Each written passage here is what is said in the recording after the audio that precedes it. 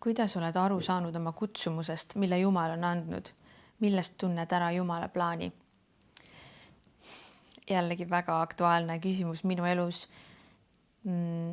Umbes 7 kuud või rohkem ma olen otsinud piiblist ja leidnud palju kohti, kus Jumal räägib ära valitud inimestest ja keda ta on kutsunud ja keda ta on valinud ja mul kogu aeg jäi see nagu ette, et kas tõesti Jumal, sa valid ainult mõned inimesed või nagu äkki mina ei olegi valitud või ja ma nagu kahtlesin sellest nii palju ja küsisin kogu aeg Jumalalt, et mis see tähendab. Ja siis Jumal ütles mulle ükskord, et nägin suvaliselt nagu Facebookis scrollides ühte üritust, naistekonverents Eelimi koguduses, see oli veebruari alguses. Ja ma ei olnud seal koguduses kunagi käinud ja ma ei teadnud, kas minu tuttavatest keegi sinna läheb, aga ma tundsin, et ma pean sinna minema.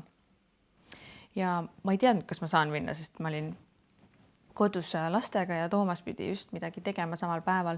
Aga see kestis terve päeva ja siis mul tekkis võimalus minna poolest päevast nagu õhtupoolikul sinna ja siis ma läksin.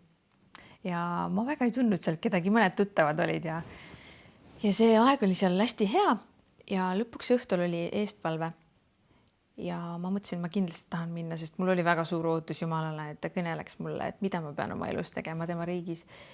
Ja siis ma ootasin, et see Soome üks missionär oli seal kõnelemas naistele ja ma ootasin nagu tema seal järjekorras.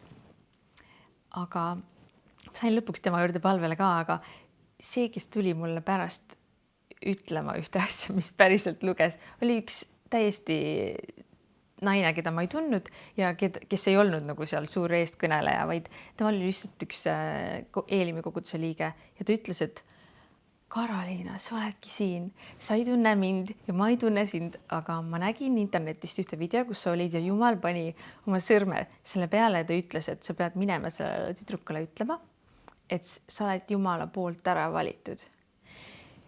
Ja kuidas ta ütles, siis ma olin nii tänulik Jumal, et mul ei olnudki rohkem vaja kuulda ja ta rääkis nii palju ja häid asju veel nagu minu kutsumusest ja ma kirjutasin kõik üles ja mõtlesin, et appikene, see on kuld, sest ma lihtsalt nii vajasin seda ja Jumal kuulis mu palvet ja Jumal juhatas mind sinna.